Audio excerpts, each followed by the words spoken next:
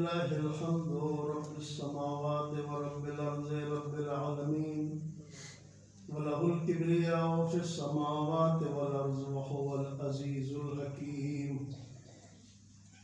الصلاة والسلام على أشرف بريته وخير خلقه أبي القاسم محمد اللهم صل على محمد وآل محمد وأهل بيته الطيبين الطاهرين المعصومين المظلومين الذين أذهب الله عنهم الرجس وطهرهم تطهيرا.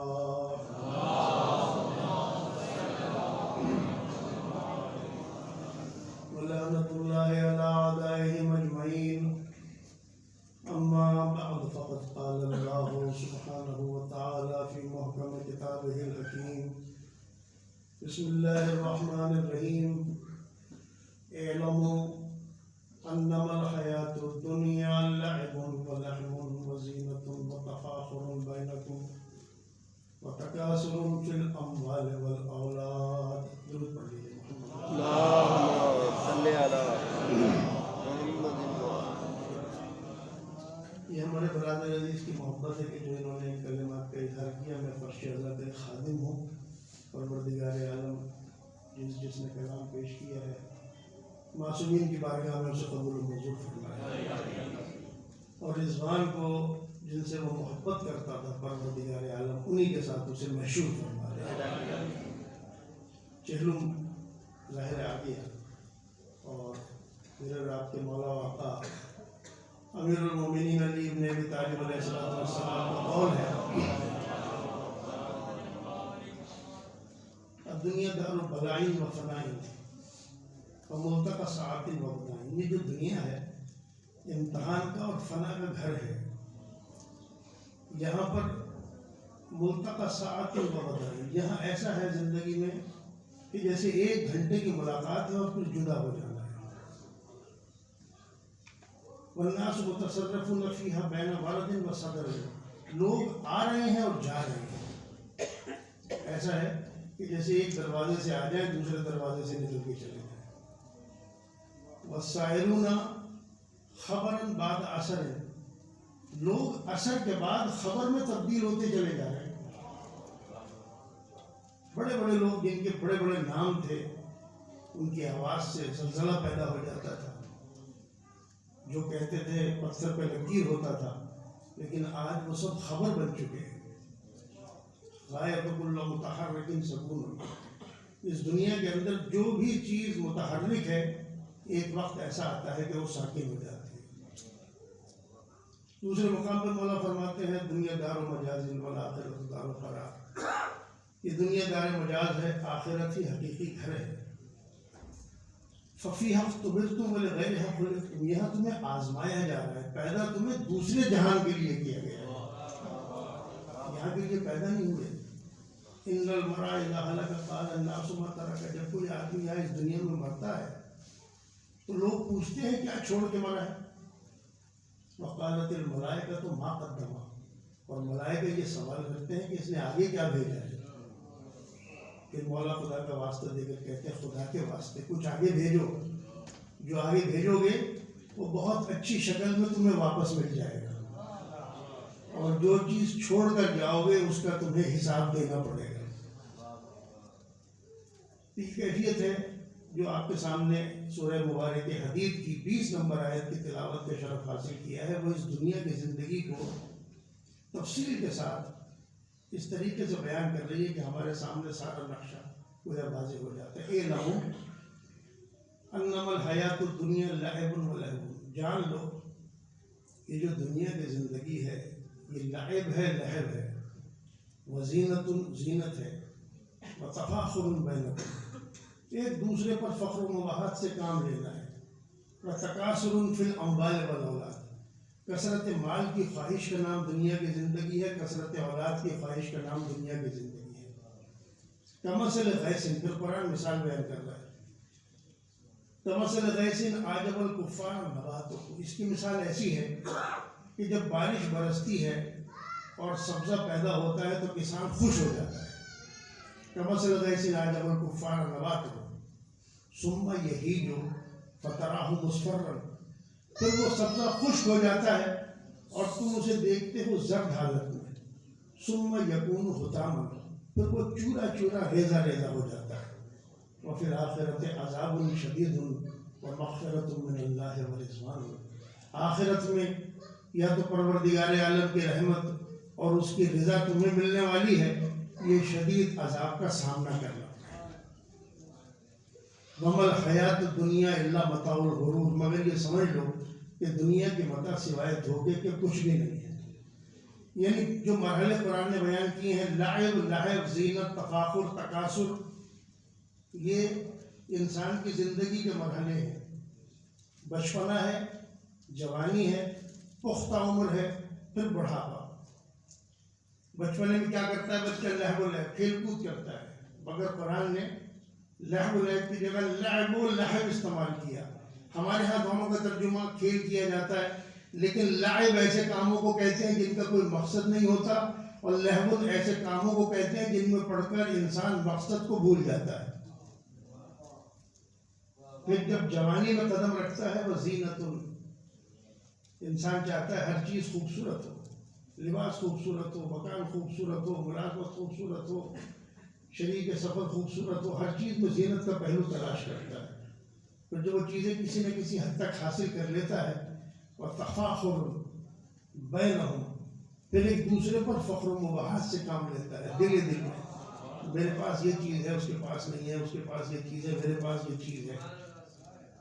پھر جب پختہ عمر تک پہنچتا ہے تو قرآن اس کو بیان کرتا ہے وَتَكَاثُرٌ فِي الْأَمْوَالِ وَالْأَوْلَادِ، اب جب پختہ عمر میں پہنچتا ہے تو بس ایک ہی فکر ہوتی ہے، مال بھی زیادہ ہو جائے، اولاد بھی زیادہ ہو جائے۔ لیکن پھر قرآن ان سب چیزوں کو ایک مثال کے ذریعے بیان کرتا ہے کہ تمہاری یہ ساری زندگی کی جو بھاگ دوڑ ہے، یہ دیکھ لو، یہ ایسی ہے کہ کمثل غیث اعجب الکفار نباتا، جب بارش برستی ہے اور سبزہ پیدا ہوتا ہے تو کسان خوش ہو جاتا ہے، کیا کھیتی پیدا ہوئی ہے۔ ثم یہیج، پھر وہ خشک ہو جاتی ہے، فتراہ مصفرا، تم دیکھتے ہو اسے زرد حالت میں۔ یہ فقط کھیتی کی بات نہیں ہو رہی، انسان کی بات ہو رہی ہے۔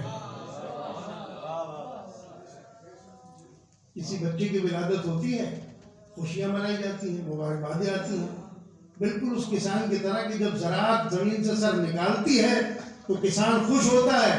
یہاں بچہ کسی کے گھر میں پیدا ہوتا ہے، ماں باپ خوشی مناتے ہیں۔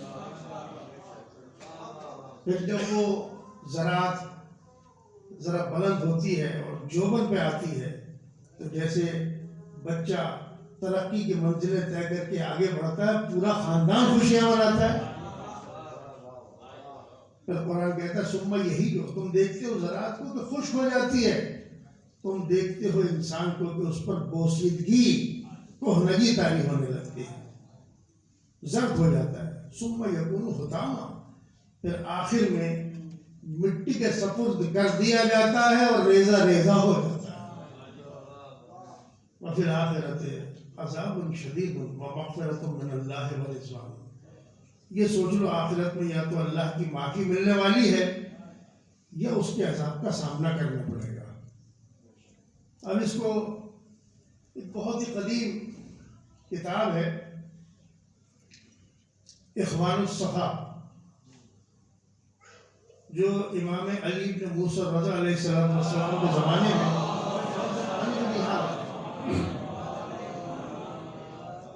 لوگوں نے یہ دیکھا کہ جب صبح کی نماز پڑھنے کے لیے آئے تو بڑی بڑی جامع مساجد تھیں، اس میں وہ کتاب ہاتھ سے تحریر کر کے لکھی ہوئی تھی، کسی کو پتہ نہیں تھا جس نے تحریر کی ہے۔ ایک مرتبہ تو وہ دیکھ دیجیے۔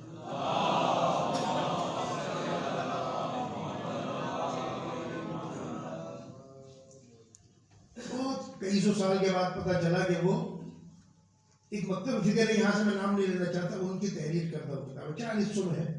اس میں انہوں نے اس آیت کے ذیل میں ایک مثال پیش کی ہے۔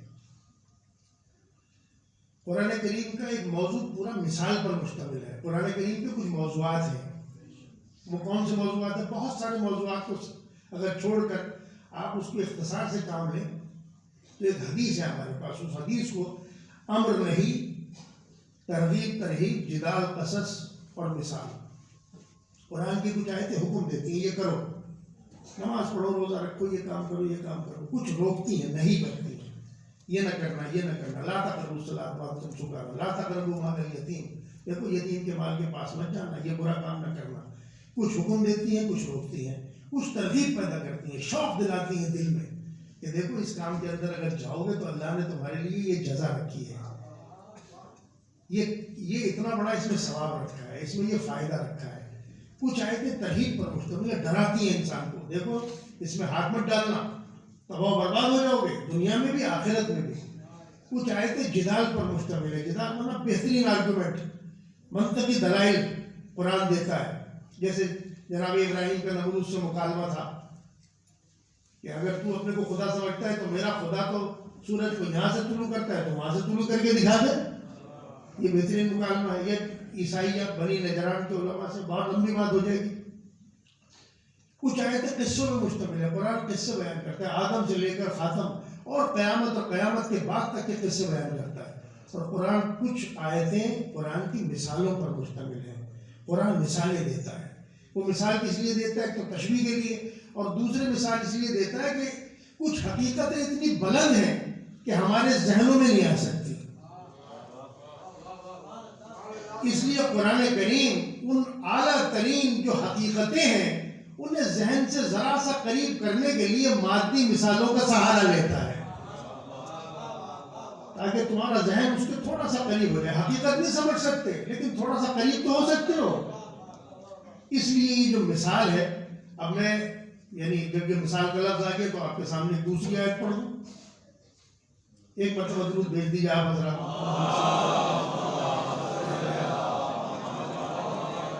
اب آگے دیکھیے، یہ جسارت ہوگی میری اگر میں اس کو اپنی طرف سے ایک لفظ بھی کہوں گا. اللہ نور السماوات والارض مثل نورہ کمشکاۃ فیہا، آپ ہزاروں دفعہ اس آیت پر مجلس سے سن چکے ہوں گے، میں صرف مثال کے لیے بیان کر رہا ہوں. اللہ آسمان و زمین کا نور ہے. اللہ نور السماوات والارض مثل نورہ کمشکاۃ فیہا مصباح المصباح فی زجاجۃ الزجاجۃ کأنہا کوکب دری یوقد من شجرۃ مبارکۃ زیتونۃ لا شرقیۃ ولا غربیہ یکاد زیتها یضیء ولو لم تمسسہ نار نور علی نور یہدی اللہ لنورہ من یشاء. اللہ آسمان و زمین کا نور ہے، اس کے نور کی مثال ہے. اب آپ بتائیں اللہ کے نور کی کوئی مثال دے سکتا ہے؟ اللہ کے نور کی کوئی مثال ہو سکتی ہے؟ مگر خدا خود مثال دے دے. کیونکہ سورہ یاسین میں قرآن نے مذمت کی ہے ان کی جو خدا کی مثال دیتے ہیں. ضرب لنا مثلا ونسی خلقہ، یہ ہماری مثالیں پیش کرتا ہے، اپنی پیدائش بھول گیا، پیدا کیسے ہوا ہے. خدا کو اپنی مثال دینا ہرگز پسند ہی نہیں ہے، لیکن خدا خود اپنی مثال دے اور یہ کہہ کر دے کہ اللہ آسمان و زمین کا نور ہے. اس کے نور کی مثال ایک طاق ہے، اس طاق میں چراغ رکھا ہے. المصباح فی زجاجہ، اور چراغ ہے شیشے کے جار میں. الزجاجۃ کأنہا کوکب دری یوقد من شجرۃ مبارکۃ زیتونۃ لا شرقیۃ ولا غربیہ، اور اس چراغ کو تیل مل رہا ہے درخت مبارک زیتون کا جو نہ شرقی ہے نہ غربی ہے. اور تیل اتنا لطیف ہے کہ اسے آگ نہ بھی دکھاؤ تو خود بخود روشن ہو جائے. ایک نور کے بعد دوسرا نور. یہدی اللہ لنورہ من یشاء، اللہ جس کو چاہتا ہے اپنے نور کی طرف ہدایت دیتا ہے. اب یہ جا کے دیکھ لیں، سب تفسیروں میں دیکھ لیں، کہاں جس مکتب فکر کی تفسیر اس میں دیکھ لیں کہ جو ہماری اہل بیت کی تفسیر ہے وہ تو یہ اس آیت کے اوپر امام غزالی کا رسالہ ہے رسالۃ النور، مختلف تعمیرات پیش کی ہیں. جو اہل بیت کی تفسیر ہے وہ یہ ہے کہ طاق سے مراد ہے جناب فاطمہ زہرا سلام اللہ علیہا کی ذات.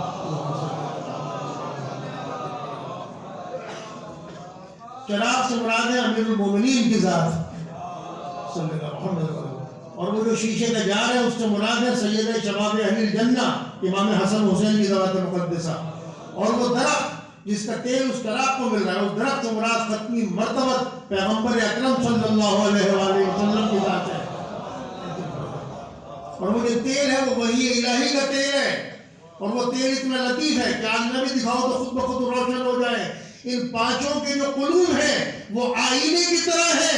وہی قلب پیغمبر پہ نازل ہوتی ہے، لیکن علم علی کو بھی ہوتا ہے، فاطمہ کو بھی ہوتا ہے.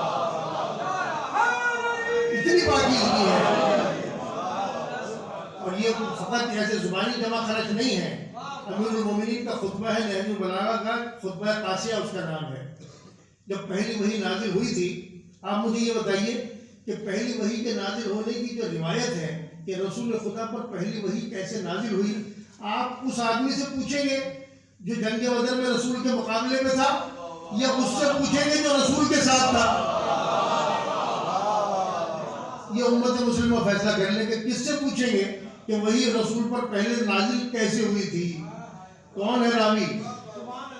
یہ خطبہ قاسیہ جناب امیر المومنین کا ہے. اور آپ کو یہ تو معلوم ہے نوجوان بچوں کے لیے، اپنے جو چھوٹے بھائی ہیں ان کے لیے، کہ امیر المومنین رسول خدا سے کتنے سال چھوٹے ہیں. زندگی کی جو مدارج ہے اس میں یہ چھوٹی چھوٹی سی چیزیں ہوتی ہیں، لیکن بچوں کو سکھانی چاہیے. 30 سال چھوٹے ہیں. اور اگر زندگی کے ادوار کا، اب ظاہر ہے کہ میں نے مجلس پڑھنی ہے موت کے سلسلے میں، لیکن آپ یقین کریں یہ آیت نور میں نے یہاں بیٹھ کے میرے دماغ میں آئی کہ اسے پڑھ دو. یہ بالکل پڑھنے کا ارادہ نہیں تھا، لیکن اب میں چاہتا ہوں کہ ذرا سے زندگی کے ادوار 5 منٹ میں آپ کے سامنے بیان کرتے ہیں. مرتبہ بھی کے درود بھیج دیں آپ حضرات.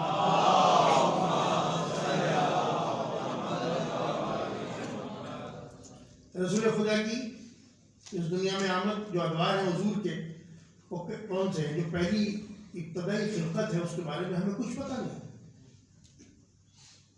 قرآن سورہ نساء میں کہتا ہے فَكَيْفَ إِذَا جِئْنَا مِنْ كُلِّ أُمَّةٍ بِشَهِيدٍ وَإِذَا جِئْنَا بِكَ عَلَىٰ هَؤُلَاءِ شَهِيدًا. اس دن کیا حال ہوگا مجرموں کا جب ہم ہر نبی کو اس کی امت پر گواہ بنا کر لائیں گے، اور اے رسول تمہیں سارے نبیوں پر گواہ بنا کر لائیں گے. آدم سے لے کر عیسیٰ تک رسول خدا گواہ ہیں ہر نبی کے. تو پہلی خلقت کب ہے یہ ہمیں معلوم نہیں ہے، نورانی خلقت. لیکن ظاہراً دنیا میں آمد کب ہے؟ عام الفیل میں. عام الفیل کسے کہتے ہیں؟ عام مانا سال، فیل مانا ہاتھی، ہاتھی والے سال میں. وہ ہاتھی والے سال کا مطلب کیا ہے؟ جب ابرہا نے ہاتھیوں کے ذریعے سے خانہ کعبہ کو ڈھانے کے لیے حملہ کرنے کا ارادہ کیا، چڑھاؤ کیا، اس سال حضور اس دنیا میں آئے. اور حضور کے آنے سے پہلے حضور کے والد اس دنیا سے جا چکے تھے. 6 برس کے تھے والدہ چلی گئی. 8 برس کے تھے جناب عبد المطلب کا انتقال ہو گیا. اور انتقال سے پہلے انہوں نے کیا کہ اپنے سارے 12 بیٹے تھے ان کے، جناب عبد المطلب تھے، سب کو کھڑا کیا اور سب نے کہا کہ دیکھو میں تم سب میں اپنے بیٹے ابو طالب کا انتخاب کر رہا ہوں اس کی کفالت کے لیے، کیونکہ اس کے نتیجے، اس کے حصے میں ایک ایسا نصیب ہے جو اللہ نے لکھا ہے کہ ہمارے خاندان میں کسی کو نہیں ملا جو اس کو ملنے والا ہے. یہ الفاظ ہیں، وصیت ہے جناب عبد المطلب کی، جا کے تاریخ میں دیکھ لیں. اور اس کے بعد جو پرورش ہے، ماں باپ جو ہیں، وہ جو قرآن کہتا ہے سورہ مختلف سوروں میں، سورہ زحا میں، اب ماں باپ پیغمبر کے جناب ابو طالب ہیں اور فاطمہ بنت اسد ہیں. اور اس کے بعد جو حضور کی زندگی ہے 13 برس کے ہیں، تو پہلی مرتبہ مکے سے، کیونکہ جناب ابو طالب تو جاتے آتے تھے، لیکن پہلی مرتبہ بھتیجے نے چچا کے گلے میں پاہیں ڈال دی کہ اس دفعہ میں آپ کو تنہا جانے نہیں دوں گا، مجھے ساتھ لے کے چلے. تجارت کے لیے جا رہے تھے شام. جناب ابو طالب نے بھتیجے کو ساتھ لیا. اور کیا عظمت ہے حضور کی. ایک ایسا مقام آتا تھا کہ جو بحیرہ راہب کا جو واقعہ بڑا مشہور ہے، ایک بہت بڑا درخت تھا جس کے سائے میں پڑاؤ کیا کرتے تھے قافلے. یہ بھی جا کے وہاں ٹھہر گئے. لیکن وہ جو راہب تھا وہ اوپر پہاڑی کی چوٹی سے دیکھ رہا تھا، کبھی اترتا نہیں تھا. پہلی مرتبہ اتر کے آیا اور اس نے کہا اس قافلے کا سردار کون ہے؟ لوگوں نے کہا یہ ہے. ابو طالب کی طرف اشارہ کیا. اس نے کہا میں آپ کو کھانے کی دعوت دینے آیا ہوں، ایک وقت میرے ساتھ کھانا تناول فرما لیجیے، مگر آپ اس بچے کو ضرور اپنے ساتھ لائیے گا. حضور کی طرف یہ اس بات کا سبق ہے کہ اگر کسی نبی کے زمانے میں کوئی اس کا حقیقی پیروکار ہے تو اس کو اس زمانے کے اعتبار سے پروردگار عالم کی بارگاہ کی جزا حاصل ہے. لیکن جب حضور تشریف لے آئے تو پھر قرآن کی آیت آ گئی کہ وَمَن يَبْتَغِ غَيْرَ الْإِسْلَامَ دِينًا فَلَن يُقْبَلَ مِنْهُ. اب جب حضور آ گئے، قرآن آ گیا، تو اسلام کے سوا کوئی دوسرا دین اختیار کرے گا وہ ہرگز قبول نہیں کیا جائے گا. یہ وقت مقررہ جب پہنچے تو اس راہب نے کہا کہ اس بچے کے والد کون ہیں؟ جناب ابو طالب نے کہا میرا بیٹا ہے۔ انہوں نے کہا میرے علم کے حساب سے یہ آپ کا بیٹا نہیں ہونا چاہیے، کہا اس کے باپ کا انتقال ہو چکا ہے، یہ میرے بیٹے کی طرح ہے، میرا بھتیجا ہے، کہ اگر آپ اجازت دے دیں تو میں اس کا کرتا اٹھا کے اگر اس کے کاندھے کو کچھ لکھا ہے تو اس کی زیارت کر لوں۔ یہ علم ہے، یہ معرفت ہے اپنے اپنے زمانے میں۔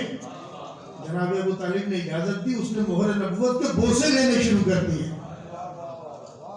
اور اس نے کہا یہ نبی ہے، آپ اسے شام لے کر نہ جائیں کیونکہ اس کی جان کو یہودیوں سے خطرہ ہے، آپ اسے واپس مکے لے جائیں۔ اور جناب ابو طالب نے اس کی بات مان کر وہاں سے سفر موقوف کیا اور واپس مکے آ گئے۔ یہ 13 سال کی عمر، 25 سال کی عمر میں عقد ہے ام المومنین جناب خدیجۃ الکبریٰ سے۔ درود بھیج دیجیے۔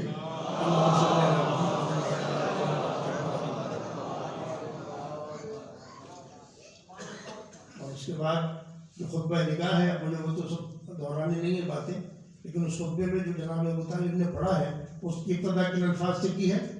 الحمدللہ سے۔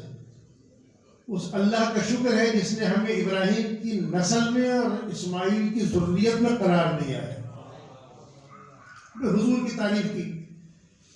اس کے بعد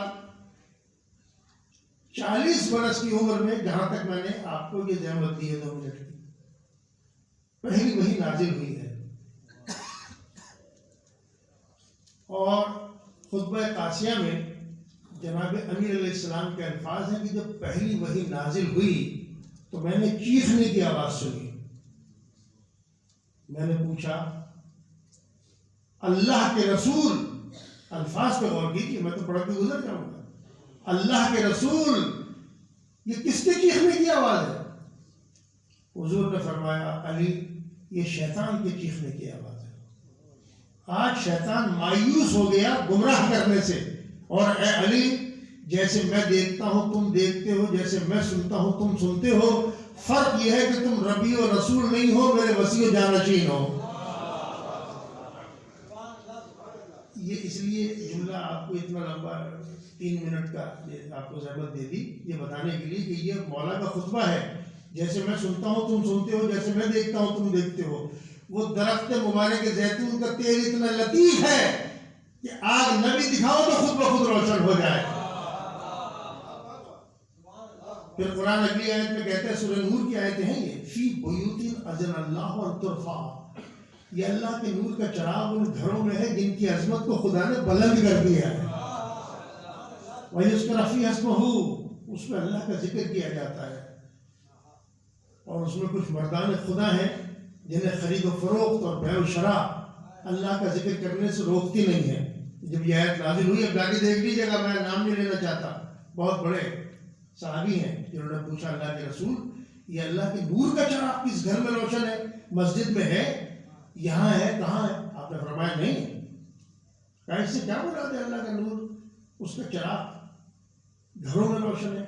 کہا ان گھروں سے مراد نبیوں کے اور رسولوں کے گھر ہیں جہاں اللہ کے نور کا چراغ روشن ہے۔ لیکن جیسے پوچھنے والے کے دل میں کوئی کسک تھی، اپنا چہرہ کیا علی و فاطمہ کے گھر کی طرف اور سوال کیا کیا یہ گھر بھی ان گھروں میں شامل ہے؟ اب یہ گارنٹی سے کہہ رہا ہوں، میں جا کے کسی بھی تفسیر میں دیکھ لیجیے گا کہ کیا یہ گھر بھی ان گھروں میں شامل ہے؟ حضور نے فرمایا یہ گھر ان تمام گھروں سے زیادہ افضل ہے جہاں اللہ کے نور کا چراغ روشن ہے۔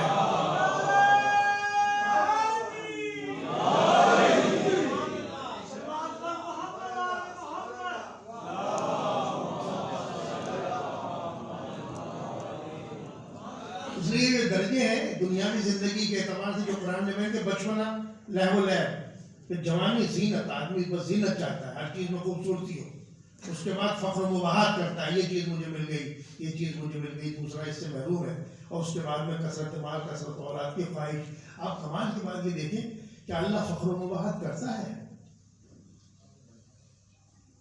کیا قرآن میں زینت کے لیے کچھ لفظ استعمال کیے ہیں؟ یہ سب قرآن ہے اور مستند حدیثیں اور قرآن کی آیتیں ہیں۔ یہ بالکل ایک الگ موضوع ہے، اِنَّا زَيَّنَّا السَّمَاءَ زِينَةً لِلْكَوَاكِبِ، ہم نے آسمان کو ستاروں سے مزین کر دیا ہے. ہم نے زینت دی ہے آسمان کو ستاروں سے. تو یہ پورے قرآن میں آپ دیکھ لیں زینت کی جتنی آیتیں کہ کون سی چیز، المال والبنون زینت الحیات الدنیا، یہ مال اور جو بیٹے ہیں تمہارے یہ دنیا کی زینت ہے. آخرت کے لیے کیا ہے؟ تمہارا ایمان اور عمل آخرت کی زینت ہے. یہ مال اور بیٹے دنیا کی زینت ہے، لیکن کچھ دل کی بھی زینت ہے، کچھ ہمارے قلب کی زینت ہے. کسے اللہ نے کہا، یہ سورہ توبہ کی آیت ہے، وَلَكِنْ حَبَّبَ إِلَيْكُمُ الْإِيمَانَ وَزَيَّنَهُ فِي قُلُوبِكُمْ، اللہ نے ایمان کو تمہارا محبوب بنا دیا اور اسے تمہارے دل کی زینت قرار دے دیا. اب یہ اگر وہ میں تو خطیب تو ہوں حقیقت بتا رہا ہوں، تو یہ چند آیتیں اور روایتیں آپ کے سامنے پیش رکھوں، اس میں غور کرتے رہیں. ایک بات کو لمبا کھینچ نہیں سکتا، یہ میری کوتاہی ہے. تو یہاں جو تعبیر ہے وہ یہ کہ ایمان کو تمہارا محبوب بنایا اور اسے تمہارے دل کی زینت قرار دیا. علی کی محبت کو اللہ نے ایمان کہا اور اسی محبت کو تمہارے دل کی زینت قرار دے دیا. علی ہمارے دل کی زینت ہے، تو علی کی بھی کچھ زینت ہے. علی تو ہمارے دل کی زینت ہے. علی کی زینت کیا ہے؟ علی کی زینت ہے زین العب، زینب علی کی زینت ہے. جب جناب زینب کی ولادت ہوئی تو مشہور روایتیں ہیں، تو اس وقت پیغمبر درود بھیج دیجیے محمد مدینے میں نہیں تھے. 3 دن کے بعد جب آئے تو سیدھے بیٹی کے گھر گئے، پوچھا ماں باپ سے کہ بچی کا کیا نام رکھا. کہا کہ ہم آپ کے ہوتے ہوئے آپ پر کیسے سبقت کر سکتے تھے، آپ نام تغیر فرمائیے. تو حضور نے فرمایا جب تم ماں باپ ہو کر مجھ پر سبقت نہیں کرتے تو میں اپنے رب پر کیسے سبقت کر سکتا ہوں. اسی وقت جبریل نازل ہوئے اور کہا کہ اللہ نے اس بچی کا نام زینب رکھا ہے. زینب باپ کی زینت، زین العب باپ کی زینت. باپ کی محبت تو ہمارے دلوں کی زینت ہے، لیکن یہ بھی ذرا سوچیں کہ باپ کس کی زینت ہے. بہت مشہور حدیث ہے، آپ کے دلوں پہ لکھی ہوئی ہے. اگر دیکھنا چاہو آدم کو اس کے علم میں، موسیٰ کو اس کی ہیبت میں، عیسیٰ کو اس کے زہد میں، یوسف کو اس کے جمال میں، تو اسے چاہیے کہ علی کے چہرے کو دیکھ لیں. یعنی علی کے اندر جو تمام انبیاء کے کمال ہیں ان کی زینت کا نام علی کے چہرے کی ایک جھلک ہے. اور علی کی زینت جناب زینب سلام اللہ علیہا ہے. تو یہ تو خود قرآن و حدیث نے بیان کر دیا کہ زینت کو خود قرآن نے اس طریقے سے بیان کیا. اب ایسے ہی کوئی فخر و مباحات کے اندر بھی کچھ بات کی ہے. دیکھیے پہلے آپ کے سامنے قرآن کی وہ آیت رکھ رہا ہوں کہ جو آپ جا کے چیک کر لیں کہ یہ کوئی بنائی نہیں ہے اپنی طرف سے. ایک جناب عباس ابن عبد المطلب ہے، ایک جگہ بیٹھے ہوئے، ایک اور بہت مشہور صحابی ہیں وہ بیٹھے ہوئے، وہ آپس میں فخر و مباحات کر رہے ہیں. کس بات پر؟ جناب عباس کہہ رہے ہیں چچا ہے رسول کے کہ میں زیادہ شرف والا ہوں اس لیے کہ میں حاجیوں کو پانی پلایا کرتا تھا. ایام جاہلیت میں جب لوگ کعبے کا طواف کرنے آتے تھے تو میں پانی پلاتا تھا. اور دوسرے صحابی کہہ رہے تھے کہ میں تم سے زیادہ صاحب عزت ہوں اس لیے کہ میرے پاس خانہ کعبہ کی کلید تھی، چابی تھی میرے پاس تھی. میں تم سے زیادہ صاحب فضیلت ہوں. کہتے میں تم سے زیادہ. وہاں سے امیر المومنین کا گزر ہو گیا. مولانا نے فرمایا میں تم دونوں سے زیادہ صاحب فضیلت ہوں. ایک رسول کے چچے ہیں عباس، میں تم دونوں سے، یہ بہت کم سے نہیں، میں تم دونوں سے زیادہ صاحب فضیلت ہوں. کہا کیسے؟ جب تم دونوں نے کلمہ نہیں پڑھا تھا اس وقت میں تلوار سے جہاد کر رہا تھا، رسول پر ایمان لایا تھا. یہ کہہ کے علی تو چلے گئے. یہ دونوں گئے حضور کے پاس اور حضور سے کہا، حضور کے چچا نے، کہ علی نے ہم سے ایسی بات کی ہے، علی نے ہم سے ایسے بات کر دی ہے. وہ بھی حضور کچھ کہنا چاہتے تھے. یہ سورہ توبہ کی آیتیں نازل ہوئی ہیں. کیا شان ہے میرے اور آپ کے مولا کی. قرآن نازل ہوا اجعلتم، یہ 18ویں آیت سے، اجعلتم سقایت الحاج و امارت المسجد الحرام کمن آمن باللہ والیوم الآخر وجاہد فی سبیل اللہ لا یستوون عند اللہ. کیا تم نے حاجیوں کو پانی پلانا اور خانہ کعبہ کو تعمیر کرنا اس کے برابر سمجھ لیا ہے جو اللہ پر روز آخرت پر ایمان لایا اور اللہ کے راستے میں جہاد کرتا رہا؟ لا یستوون عند اللہ، یہ اللہ کے نزدیک ہرگز برابر نہیں ہے. الذین آمنوا وہاجروا وجاہدوا فی سبیل اللہ باموالہم وانفسہم اولئک اعظم درجۃ عند اللہ. جس نے جو ایمان لایا، روز آخرت پر ایمان لایا، اللہ پر ایمان لایا اور اس نے جہاد کیا مال سے بھی اور جان سے بھی، اس کا درجہ اللہ کے نزدیک عظیم نہیں ہے، اعظم ہے. درود بھیجتے محمد والے محمد کی روایت.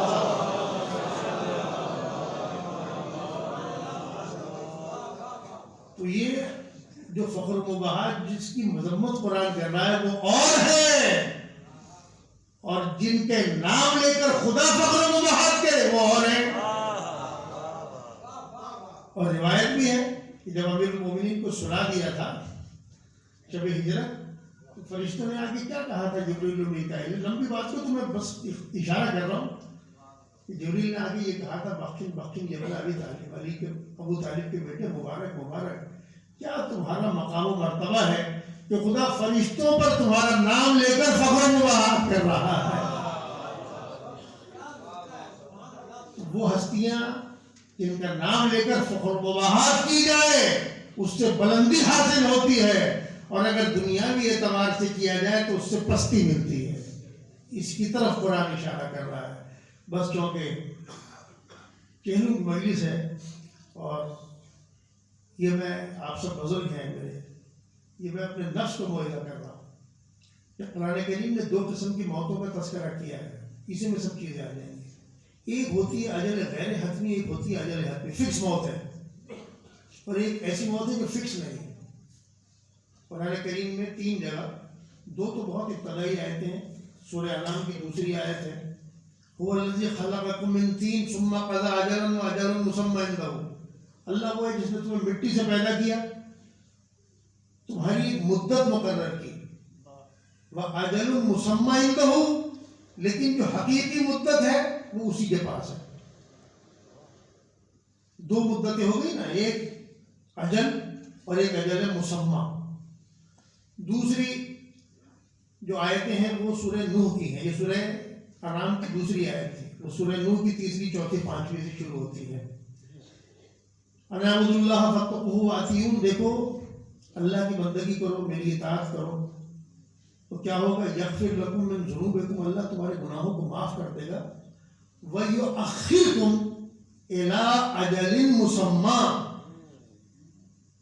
اور تمہیں مہلت دے گا اجل مسمى تک کی. کسی بھی جلدی، جسے ہم کہتے ہیں ناگہانی موت آ گئی، یہ اس کی طرف اشارہ ہے. واضح طور پر قرآن نے بیان کیا ایک اجل انسان کے سر پہ ایسے لٹک رہی ہے جیسے پرندہ ہو یا تلوار ہو، اچانک آ پڑے، کوئی پتہ نہیں ہے، کسی وقت اچانک آ جائے. اور ایک اجل وہ ہے کہ جس کا تعین ہوا ہوا ہے، یعنی ایک مشین ہے کہ بھائی اتنے سال تک چلے گی، چابی دے دی اس میں اتنی دیر تک اس کا ٹائم ہے چلنے کا. یا ایک جو پرانے زمانے کی مثال تھی کہ چراغ کے اندر تیل ڈالا اور مسجد میں رکھ دیا رات کو، کہ صبح تک جلتا رہے گا. وہ جلتا رہا، لیکن اگر ہوا چلے گی تو بجھ جائے گا. بالکل ایسے ہی کہ اللہ تبارک و تعالیٰ نے زندگی جو ہے 2 قسم کی قرار دی ہے، ایک پہلے آ سکتی ہے، ایک آخر تک جائے گی. سورہ فاتر کی ایک لمبی آیت کا آدھا حصہ ہے وَمَا يُعَمَّرُ مِن مُعَمَّرٍ وَلَا يُنْقَصُ مِنْ عُمْرِهِ إِلَّا فِي كِتَابٍ. نہ اللہ کسی بوڑھے کو لمبی عمر دیتا ہے، نہ اللہ کسی کی عمر میں کمی کرتا، إِلَّا فِي كِتَابٍ، مگر یہ کہ سب اس نے ایک کتاب میں لکھا ہوا ہے. إِنَّ ذَلِكَ عَلَى اللَّهِ يَسِيرٌ، یہ اللہ کے لیے بہت آسان ہے، کسی کو لمبی دے دے، کسی کو کم کر دے. اب جو بات ہے اصل کہنے کی وہ یہ ہے کہ کائنات میں کوئی بھی ایسا نہیں ہے جو یہ بتا دے کہ اسے لمبی عمر کیوں ملی ہے، اسے جلدی موت کیوں آ گئی ہے. یہ اللہ کی حکمت ہے، اس کی مصلحت ہے. انتہا یہ ہے، یہ ایک سمبولک بات ہے، یہ جو موسیٰ و خضر کا واقعہ ہم پڑھتے ہیں سورہ مبارک کہف میں، اور اس کے اندر جو 3 کام کیے تھے جناب خضر نے، وہ ایک علامت تھے نا. اس کے اندر جب تک وہ بتا نہ دیں جناب خضر جناب موسیٰ کو، اس وقت تک جناب خضر کے کاموں کی مصلحت اولو العزم پیغمبر کو سمجھ میں نہیں آ سکتی.